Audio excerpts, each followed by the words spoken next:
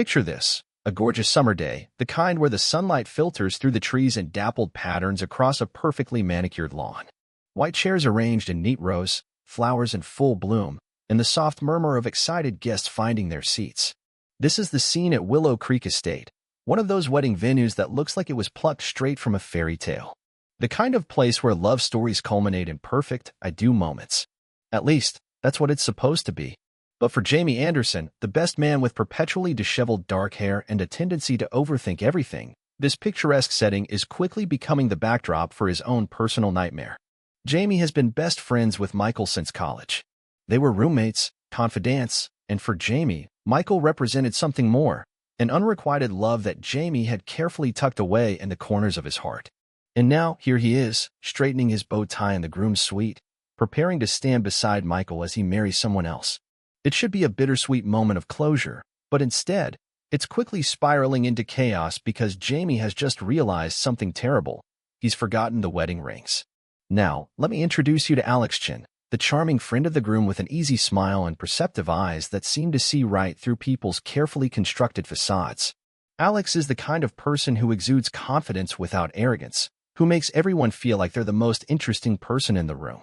He's known Michael since high school, but due to living on opposite coasts, he's one of the few wedding guests Jamie hasn't met before today. As Jamie's panic rises, realizing the magnitude of his mistake, his path is about to collide with Alex's in a way that will change the course of this wedding day and possibly the rest of their lives. This is a story about forgotten rings, found love, and the unexpected ways our hearts find what they truly need, even when we think we know what we want. The morning of the wedding had started so promisingly. Jamie had woken up early, rehearsed his best man speech one final time, and carefully packed his tuxedo. He'd even double-checked that he had the rings, or so he thought. The wedding party had been bustling around the venue since early morning. Bridesmaids in flowing sage green dresses were taking photos on the venue's rustic bridge. The groomsmen were helping with last-minute setup and occasionally sneaking glasses of whiskey to calm Michael's nerves. Jamie had been so focused on being emotionally prepared to watch his best friend, in secret love, marry someone else that he had somehow managed to leave the ring box on his dresser at home. The realization hit him like a bucket of ice water as he patted his empty pocket for the 5th time. No, no, no, Jamie muttered, emptying the contents of his overnight bag onto the bed in the groom's suite. This can't be happening. His heart raced as sweat beaded on his forehead. The ceremony was scheduled to begin in just 2 hours, and his apartment was a 45-minute drive away, assuming no traffic, which was never a safe assumption in this city. Jamie's mind raced with thoughts of Michael's disappointment. After all these years of friendship, after all the times Jamie had been reliable, dependable, the perfect friend, even when it hurt to be just a friend, he was about to ruin the most important day of Michael's life. The irony wasn't lost on Jamie. Part of him had always secretly, shamefully hoped for some sign that Michael returned his feelings. And now, through his own carelessness, he was about to sabotage the wedding in a way his conscience would never have allowed him to do intentionally. As Jamie was on the verge of a full-blown panic attack, the door to the suite opened, and in walked Alex, looking unfairly composed in his tailored suit.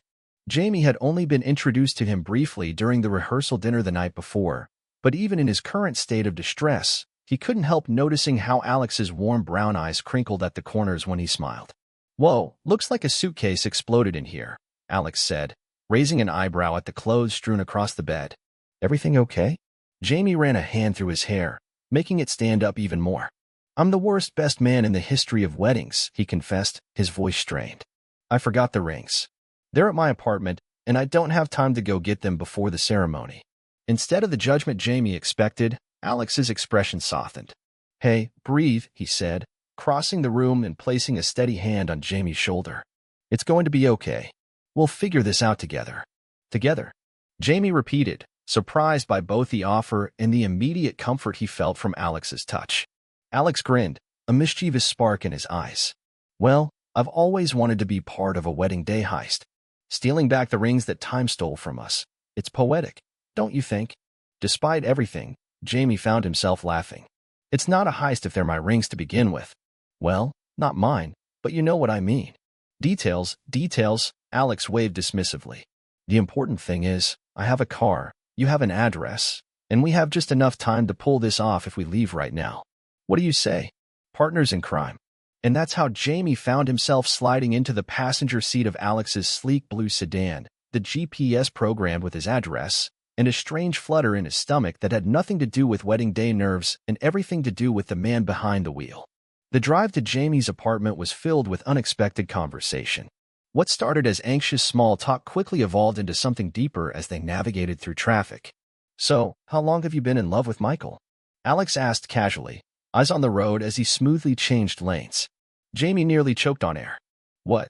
I'm not. I don't," he stammered, feeling heat rise to his cheeks. Alex shot him a knowing glance. "It's okay. Your secret's safe with me. I've just always been good at reading people, and the way you look at him. It's pretty clear." Jamie slumped in his seat, suddenly feeling exposed. "Is it that obvious?" "Not to everyone," Alex assured him. "Definitely not to Michael. He's always been a bit oblivious to that sort of thing. Remember when that barista was flirting with him for months, and he thought she just really cared about coffee quality?" The shared memory of their mutual friend made Jamie smile despite his embarrassment. "Yeah, that's Michael. Always seeing the best in people, never the subtext." He paused, then added quietly, "I've never told anyone before. About my feelings for him, I mean. Sometimes the people closest to us are the hardest to be honest with," Alex replied, his voice carrying a weight that suggested personal experience. "For what it's worth, I think it's brave, being his best man, supporting his happiness even when it hurts." Jamie looked out the window, watching the city blur past. "What else could I do? He's my best friend. His happiness matters more than my feelings." "And what about your happiness?" Alex asked softly. "Doesn't that matter too?" The question hung in the air between them, unanswered as they pulled into the parking lot of Jamie's apartment complex. They rushed up to his unit, and Jamie felt a strange vulnerability as he unlocked the door, letting Alex into his personal space. His apartment wasn't messy, exactly, but it was lived in. Books stacked on coffee tables, a half-finished painting on an easel by the window, photos of friends and family lining the walls. "You're an artist?" Alex asked, pausing to look at the painting, an abstract landscape in blues and greens. "Just a hobby," Jamie replied, hurrying to his bedroom. "The ring should be." He stopped short, staring at his empty dresser. The ring box wasn't there. Panic flooded back as Jamie began frantically searching drawers, pockets, under furniture. "I don't understand.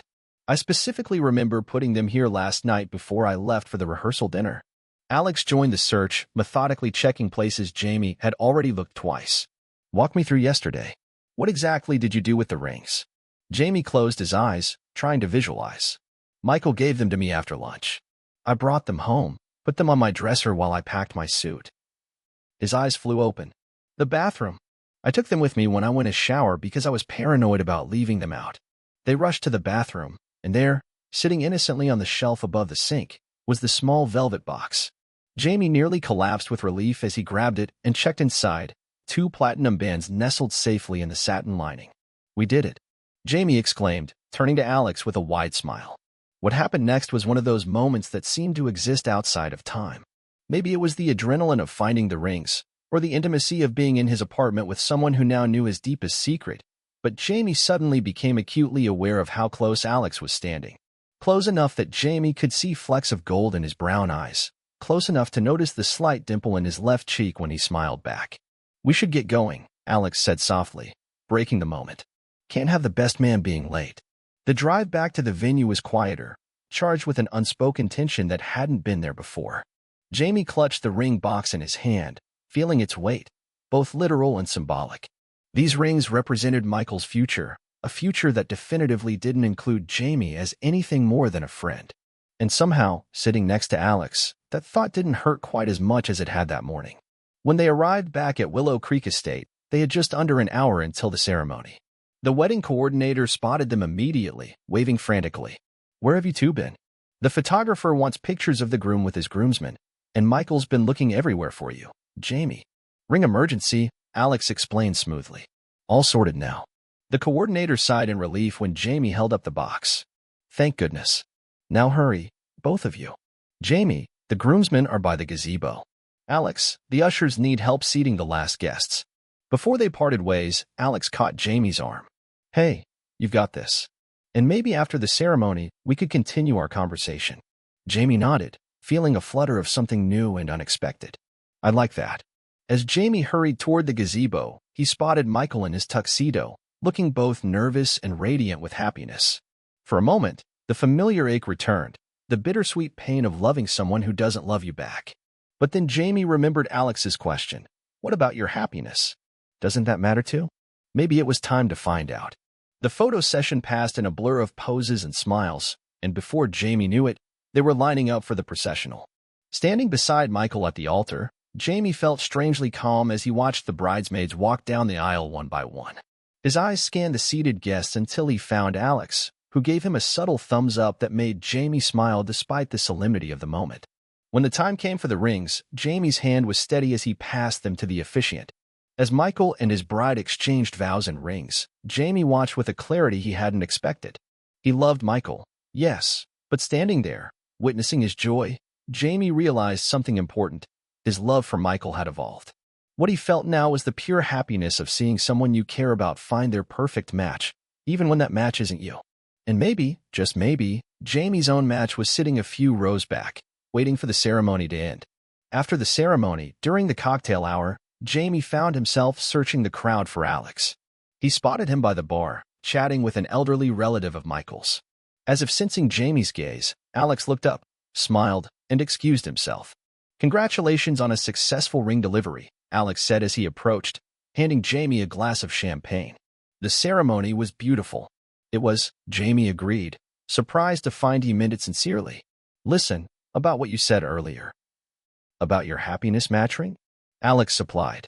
Jamie nodded. "I've spent so long putting my feelings for Michael first that I'm not sure I remember how to prioritize my own happiness." "Well," Alex said, taking a step closer, "speaking as someone who moved across the country to pursue what made me happy, I highly recommend it. And if you're looking for a place to start." He hesitated, then continued with a hint of vulnerability. "I'm in town for a week after the wedding. We could get coffee, or dinner, or whatever you'd like." Jamie felt a smile spread across his face, not the practiced smile he'd been wearing all day, but something genuine and hopeful. "I'd like that. I'd like that a lot." As the reception began, and they took their seats at different tables, Jamie at the head table with the wedding party, Alex with the other friends from out of town, they kept catching each other's eyes across the room. Each glance felt like a conversation, a promise of possibilities. When it came time for Jamie's best man speech, he stood with confidence, sharing stories about Michael that made the guests laugh and the groom blush. But as he raised his glass for the final toast, his eyes found Alex. "To finding the kind of love that makes you your best self," Jamie said, "and to the unexpected journeys that lead us there." Later, as the dance floor filled and the evening softened into night, Alex appeared at Jamie's side, hand extended in invitation. "One dance before I let you get back to your best man duties." Under the warm glow of string lights, with Michael and his bride swirling happily nearby, Jamie stepped into Alex's arms. As they moved together to the music, Jamie realized that for the first time in years, he was looking forward, not back. The rings that had caused so much panic that morning had found their rightful owners, and Jamie, it seemed, had found something unexpected too, the possibility of his own happiness, wrapped in the gentle touch of a near stranger who already felt like so much more. "You know," Alex murmured as they danced, "I believe things happen for a reason. Maybe you forgot those rings because the universe knew you needed a co-conspirator today." Jamie laughed softly. "Are you saying the universe made me forgetful so we could meet properly?" "I'm saying," Alex replied, his eyes sincere, "that sometimes our biggest mistakes lead us exactly where we need to be." As the song ended, neither pulled away immediately. Around them, the celebration continued, Michael and his bride cutting the cake, friends and family laughing and dancing. It was a perfect wedding day, just not in the way Jamie had expected. He had arrived that morning with a heart full of unrequited love and the wrong kind of anticipation.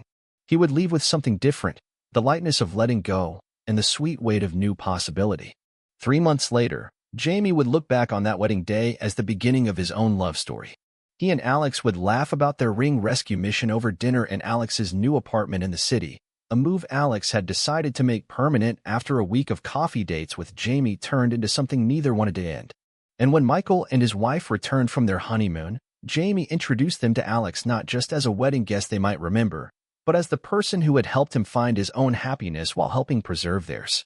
Michael, true to form, was delighted and completely unsurprised, claiming he'd always known Jamie would find someone special. Sometimes the best love stories begin at weddings, just not always in the way we expect.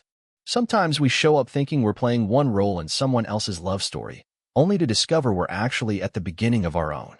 And sometimes, just sometimes, forgetting the rings is the best mistake you could possibly make.